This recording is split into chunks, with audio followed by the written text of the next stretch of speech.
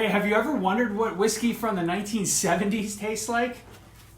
Check out this box. Stay tuned. Welcome back to Drinking It In. I'm your host, Chris Casara. Today we are going back in time to the 1970s to taste another vintage bottle of Canadian Club whiskey from my dad's liquor cabinet. In this case, we didn't raid the liquor cabinet in an unauthorized manner. This bottle was gifted to me. In the past, we've done videos on Canadian Club where I had bottles, the tax stamp was 1968 and 80. We need to do like a side-by-side tasting of this going, a little later in the year.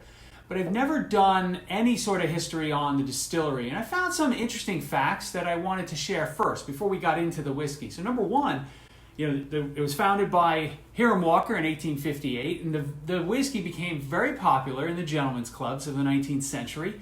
So it garnered the nickname Club Whiskey. And then as more whiskeys came onto the market, the Canadian was added to the label to distinguish it from a brand perspective. Number two, it has a famous customer base, right? During Prohibition, Al Capone was smuggling the bottles across the border. So the whiskey is a blend of grains, right? So the mash bill is made up of rye malt, barley malt, and corn. I couldn't find any specific ratios, so I'm guessing they kind of tweak it as they go. The whiskey is then aged in new white oak American bourbon barrels, and I think it's aged for about 6 years. I think, not sure if there were variations over time. So let's check out this bottle. I'm going to be using my Spiegelau bourbon glasses that I love so much, right? There's a link in the description for you to get your own set, but, very, very cool. So here we have our tax stamp, which says 1974. So that's, I don't know, I get a kick out of this. I think it's fantastic. So we broke the seal.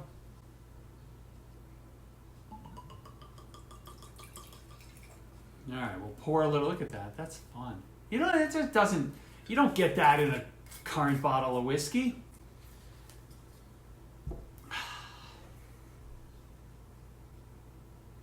Now I find that the Canadian Club, especially from the olden days, whether it's 70s, 60s, or 1980, the one that we had, it's very light, right? It has some fruitiness to it. It's an apricot, but not an apricot that's too ripe. Again, that's what I get. You should definitely smell that graininess, right? It's almost as if you opened up a bag of rice or barley and smelled like that sort of dusty aroma.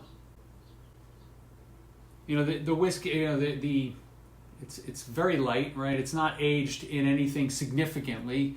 6 years in the new white American oak barrels.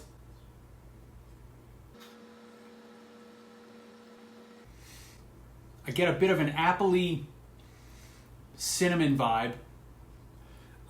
Nothing that's really, standing out in a big way. It's mixed together quite nicely. There's a bit of heat, right? This isn't. This is sort of like a whiskey that kind of comes at you quickly with the heat and then backs off. But overall, this stuff's really easy to drink. It's really nice if you just kind of throw a little, kind of make a highball out of it. Put some seltzer water and the whiskey on a hot day. And this is, it's 80, this particular one, 86.8 proof. So that's nice and precise. So 43.4% alcohol. Did some math in my head. That was impressive.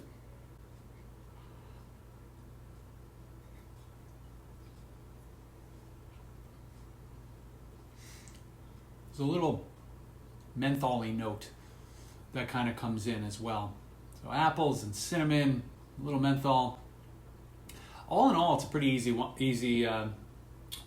whiskey to drink. Like I said, this box hadn't been opened since the mid 70s. I'm guessing my dad got this bottle somewhere in the range of 1970 6 to 80, and it just sat downstairs.